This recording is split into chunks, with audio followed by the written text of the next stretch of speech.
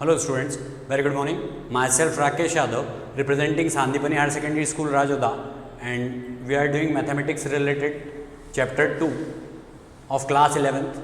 Topic's name is relations and functions. We have finished our chapter first. Now we are proceeding with chapter 2, in which relations and functions is our topic. But I want to introduce first of all Cartesian products of two sets. Cartesian products of two sets.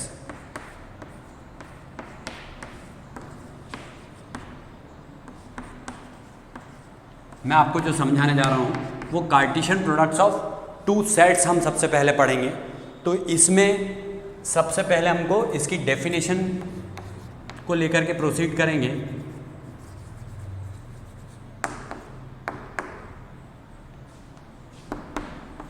Given two non-empty sets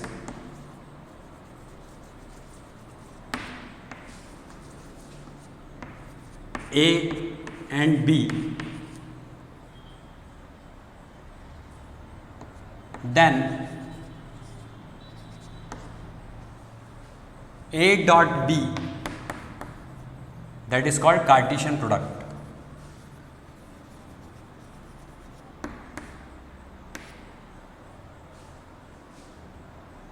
Cartesian product. A dot B means what? Cartesian product of two sets. So Cartesian product is the ordered pairs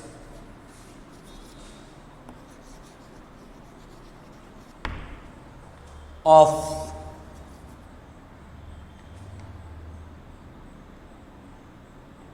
elements from set A to set B means यहाँ मैंने बताया कि अगर दो non empty sets आपको दे रखे हैं A और B, तो A डॉट B जो रहता है वो कार्टेशियन प्रोडक्ट होता है, is the ordered pairs of elements from set A to set B. What do you mean by this? A dot B is equal to P comma Q, where P is element of A and Q is element of B. तो ये आपको इसका theoretical part समझाया है, जो कि इतना easily clear नहीं होगा। इसके लिए मैं आपको एक बहुत अच्छा कंसेप्ट बताता हूँ कि we just proceed with one example. मान लीजिए मैंने सेट ए में कोई एलिमेंट लिए ए बी सी, और यहाँ सेट बी में मैंने कोई एलिमेंट्स लिए, कलर नेम ले लिए, सपोज वाइट, ब्लैक और रेड। सपोज ये मैंने तीन कलर ले लिए। So for this we have to take first of all like this. Here we have to take A B C, and here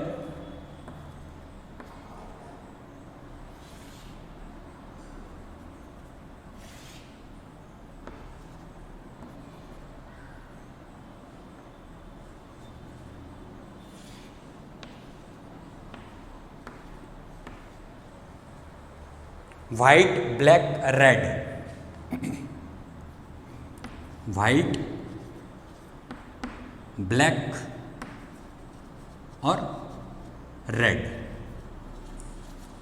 तो जब हम इसको A डॉट बी अगर यहाँ पर कैलकुलेट करेंगे, then A dot B should be in this manner. Means what we have to write? A red, A black, A white, then B red, B black, B white, and then C red, C white, C black, C white, just like this. Or we may proceed like this: white, white, black, red, in this manner. White, black, red. keep this white here because it is first one. So white and then red. So what it will become? Because from here we are proceeding. So white, black, red. From here we have to proceed. So for this, what we have to write here? Ordered pairs like this: A white,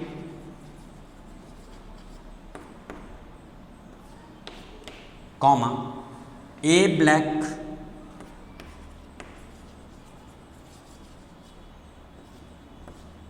comma, A red.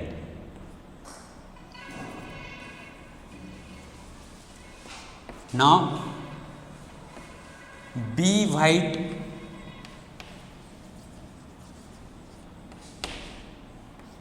B black,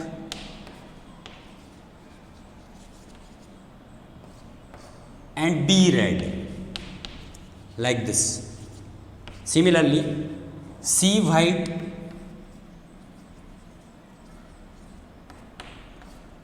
C black, and C red.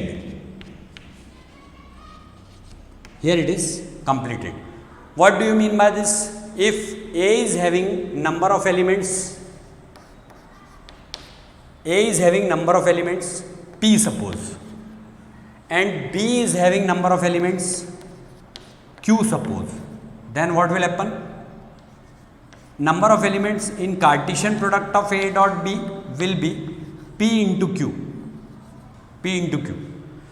अगर इसमें 3 elements थे और इसमें भी 3 elements थे तो इसके total elements कितने हुए? 1 2 3 4 5 6 7 8 9. अगर इसमें 3 एलिमेंट्स हैं और इसमें 3 एलिमेंट्स हैं तो ये 3 3 9. इसमें टोटल इन दोनों के इनटू के बराबर एलिमेंट्स होते हैं. ये हमको पता चला कार्टेशियन प्रोडक्ट की डेफिनेशन से कि अगर दो नॉन एम्प्टी सेट दे रखे हैं जिसमें P एलिमेंट है A का और Q एलिमेंट है B का, तो उसको हम हमेशा कैसे लिखेंगे? ऑर्डर्ड पेयर के फॉर्म में, P, Q के फॉर्म में लिखेंगे. This is called the Cartesian product of two sets. ये दो सेट्स का कार्टेशियन प्रोडक्ट कहलाता है. अब मुझे एक बात और बतानी है आपको कि अगर इसमें से कोई A सेट जो है, suppose A set, if A is empty, if A is empty, मान लीजिए इसमें A एम्प्टी हुआ तो A डॉट B जो है वो भी एम्प्टी होगा, मतलब फाई आएगा इसका आंसर. A डॉट B में कोई एलिमेंट नहीं होगा क्योंकि हम एक सेट कोई सा भी अगर इसमें से एम्प्टी लेते हैं तो वो फिर एम्प्टी ही आएगा. और दूसरा एक और बात बतानी थी कि अगर इसमें से कोई एक सेट इनफाइनाइट है, मतलब उसमें इनफाइनाइट नंबर ऑफ एलिमेंट्स है, तो उस केस में वैसा ही इनफाइनाइट इसका आंसर भी हो जाएगा A डॉट B का, क्योंकि उसमें अगर इनफाइनाइट हैं एलिमेंट्स तो ये एलिमेंट्स भी इनफाइनाइट तक जाएंगे. तो ये हमसे यहाँ से एक कंक्लूजन हमने ड्रॉ किया कि अगर हम कार्टेशियन प्रोडक्ट निकालते हैं तो कार्टेशियन प्रोडक्ट में से अगर कोई एक एम्प्टी सेट होता है तो A डॉट B की वैल्यू फाई के बराबर होती है, और अगर कोई सा इनफाइनाइट सेट होता है तो A डॉट B में भी इनफाइनाइट एलिमेंट्स होंगे. मतलब A डॉट B में यहाँ पर इनफाइनाइट एलिमेंट्स हो सकते हैं उस केस में. तो ये आपको हमेशा ये सारी चीज़ें ध्यान रखनी है. और कार्टेशियन प्रोडक्ट्स इस रिलेशन एंड फंक्शन का सबसे पहला पार्ट है जिस पर बेस्ड हमारी फर्स्ट एक्सरसाइज है. तो इसको मैंने आपको सबसे स्टार्टिंग में बताया. फिर इसके बाद में जो रिलेशंस एंड फंक्शंस से रिलेटेड आगे की जो एक्सरसाइजेस हम प्रोसीड करेंगे तो उन एक्सरसाइज में अकॉर्डिंगली मैं आपको इन सब की डेफिनेशंस जब जब जिन जिन की नीड होगी वो आपको समझाते हुए फिर एक्सरसाइज को क्लियर करता चला जाऊँगा. सो this is the introduction of this Cartesian products of two sets. Now we are proceeding with Cartesian products in our exercise 2.1. Now see exercise 2.1 question number 1. It is x upon 3 plus 1 comma y minus 2 upon 3 is equal to 5 upon 3 comma 1 upon 3. Find the value of x and y. So here one important property I am discussing related to Cartesian product. जो हमने Cartesian product में अभी सीखा था तो उससे एक और इम्पॉर्टेंट प्रॉपर्टी मैं आपको बताने जा रहा हूँ इसके सॉल्यूशन में कि if ordered pairs are equal,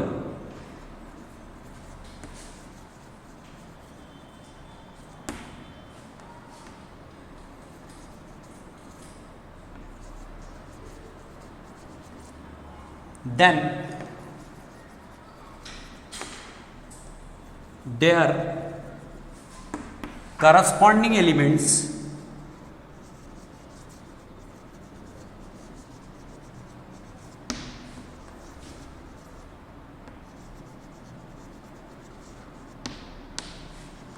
will be definitely equal.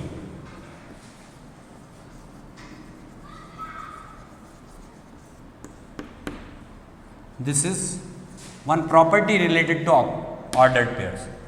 अगर ऑर्डर्ड पेयर्स इक्वल हैं, जो कि यहाँ पर दिए भी हैं, ये ऑर्डर्ड पेयर्स जो हैं वो इक्वल हैं, तो उस केस में उनके करस्पॉन्डिंग एलिमेंट्स भी डेफिनेटली इक्वल होंगे. ये प्रॉपर्टी है कि two ordered pairs are equal if and only if their corresponding elements are equal. This is the property.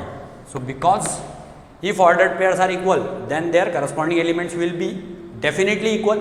So we have to write here x upon 3. Therefore x upon 3 plus 1 is equal to 5 upon 3 and y minus 2 upon 3 is equal to 1 upon 3. मतलब क्या हुआ, हमने इसके corresponding elements को equal लिख दिया. इसका corresponding element ये है, इसका करस्पॉन्डिंग एलिमेंट ये है. अगर मान लो 3 एलिमेंट दिए होते तो 3 इधर भी होते और फिर इन 3 करस्पॉन्डिंग एलिमेंट्स को हम इक्वल लिख सकते थे और इसी टाइप से आगे प्रोसीड करते हैं. तो x upon 3 is equal to 5 upon 3 minus 1 upon 1.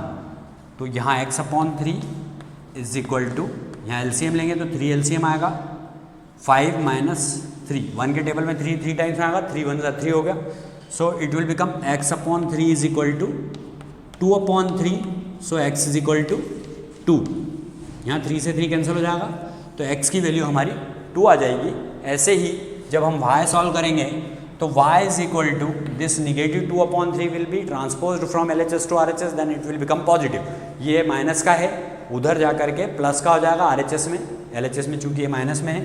तो 1 upon 3 plus 2 upon 3 that is equal to y is equal to 1 plus 2 upon 3, क्योंकि 3 एलसीएम लिया तो 3 के टेबल में 3 1 टाइम में आएगा, तो ये दोनों डिजिट्स में 1 का इंटू होने के बाद में 1 प्लस 2 ही आएगा.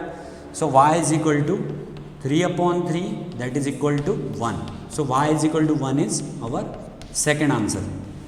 सो in this way first question is finished. If the set A has 3 elements and the set B is equal to 3 4 5, means it is also having 3 elements, then find the number of elements in A dot B. तो A dot B में number of elements कितने होंगे ये हमको find करना है. तो इसके सॉल्यूशन में हम लिखेंगे कि n of A which is equal to 3 and n of B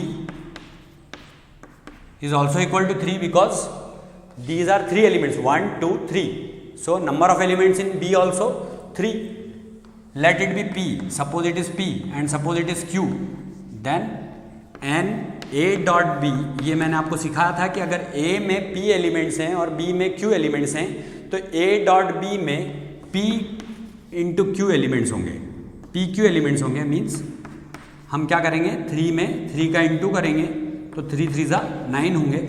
मतलब n A dot B जो है उसकी वैल्यू क्या आ गई, 9 आ गई.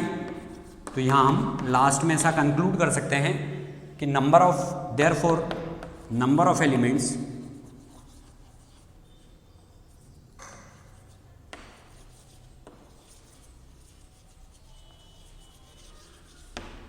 इन A dot B is equal to 9. मतलब जो A डॉट B है उसमें नंबर ऑफ एलिमेंट्स 9 होंगे. जैसा कि मैंने आपको बताया था कि नंबर ऑफ एलिमेंट्स अगर A में P हैं और B में Q हैं तो number of elements A dot B में कितने होंगे, P इंटू Q. तो इसी टाइप से हमने इसको सॉल्व किया. तो 3 इंटू 3 यहाँ पर हमने चेक किया नंबर ऑफ एलिमेंट्स B में 3 ही होंगे, 1 2 3 3 4 5, जो कि 3 4 5 थे. ये टोटल मिला करके 3 एलिमेंट्स हैं और शुरू वाले में भी 3 एलिमेंट्स थे, तो ये 3 इंटू 3 होकर के 9 हो गया. इस तरीके से हम number of elements in A dot B निकालते हैं. Now see, if G is equal to 7, 8 and H is equal to 5, 4, 2, find G dot H and H dot G, or Cartesian product of G and H, Cartesian product of H and G. Both are different. This you should have to remember. it is Cartesian product of G and H, and it is Cartesian product of H and G. So in solution we have to find first of all Cartesian product of G and H. जो इसमें हम लिखेंगे G और H का Cartesian product जब निकालेंगे तो पहले G का बाद में H का एलिमेंट लिखेंगे, मीन्स 7, 5, 7, 4, 7, 2, 7 के साथ 5 लिखा, फिर 7 के बाद साथ में 4 लिखा, फिर 7 के साथ 2 लिखा. Now 8, 5, 8, 4 and 8, 2. 8, 5, 8, 4 and 8, 2.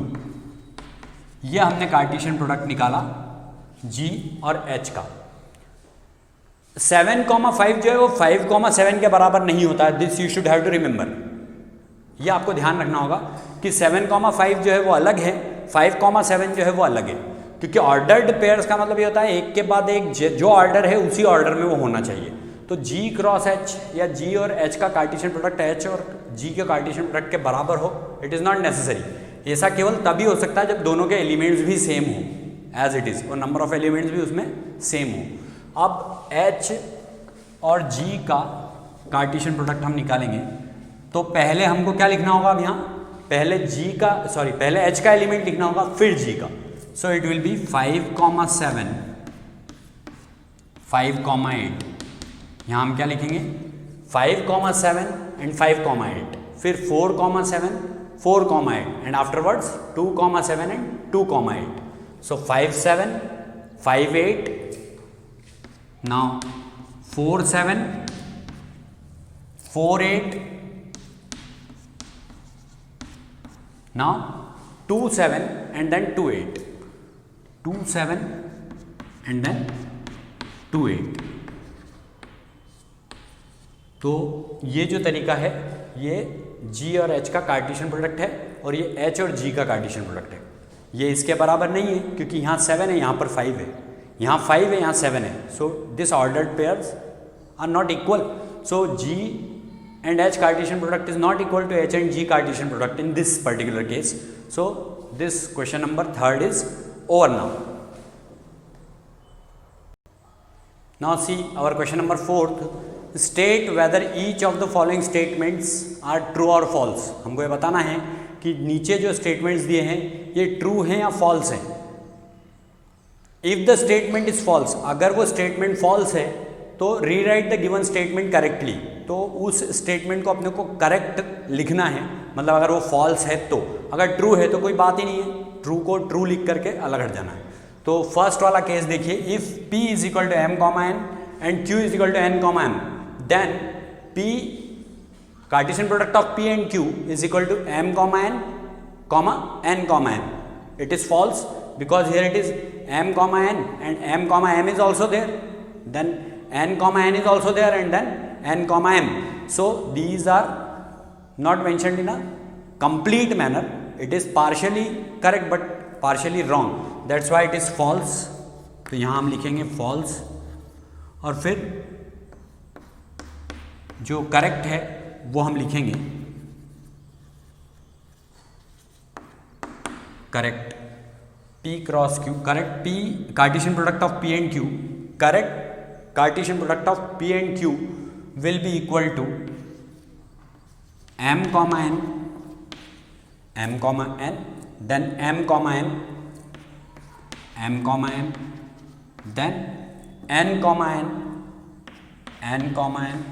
and afterwards N, M, lastly N, M.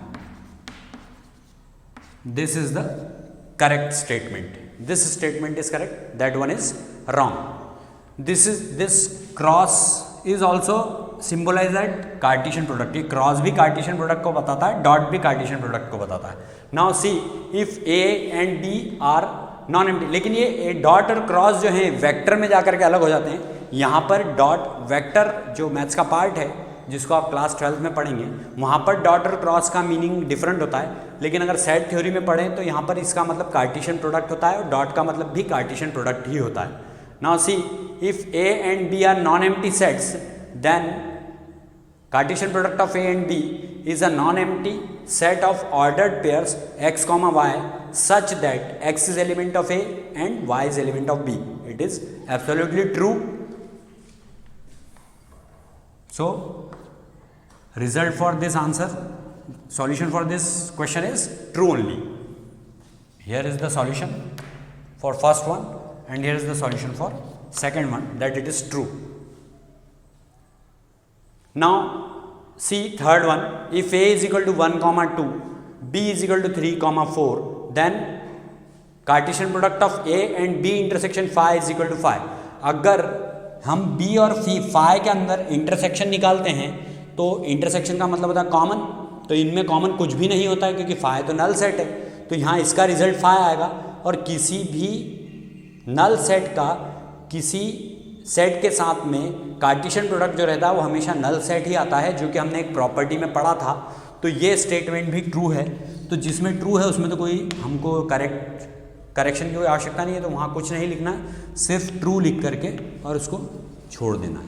तो ये दोनों स्टेटमेंट ट्रू हैं, लेकिन ये वाला स्टेटमेंट फॉल्स है, and by mistake it is misprinted in your book, this second one, it was mentioned there false by mistake, but this one is false, this is true and this is also true.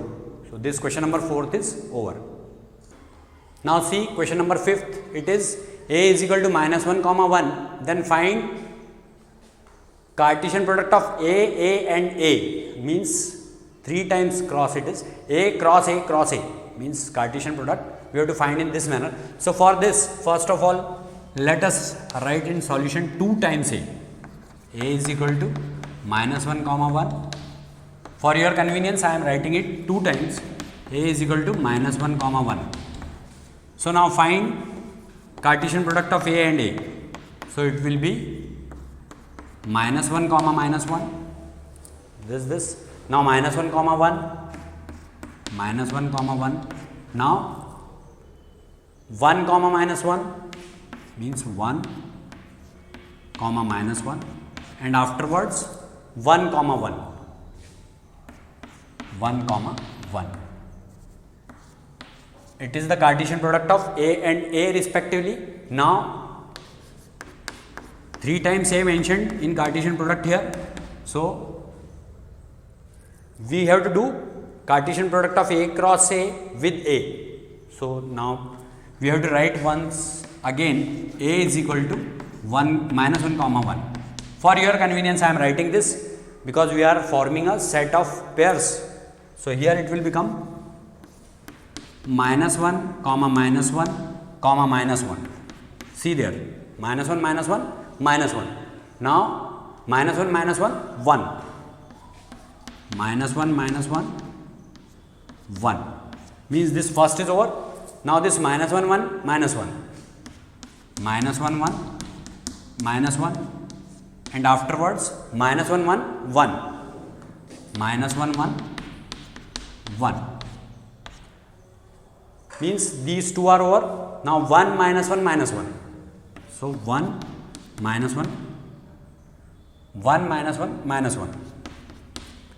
Now 1 minus 1 1, 1 minus 1 1, means 1 minus 1 with this minus 1 and 1 minus 1 with this plus 1. Now this one is remaining only 1 1 minus 1, 1 1 minus 1, and now 1 1 1, 1 1 1.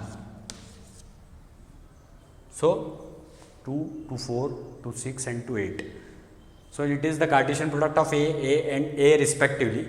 This is only our answer. So this question number 5th is over. Thanks a lot for watching our channel Sandipani Higher Secondary School Rajoda. Like it, subscribe it and share it as much as possible.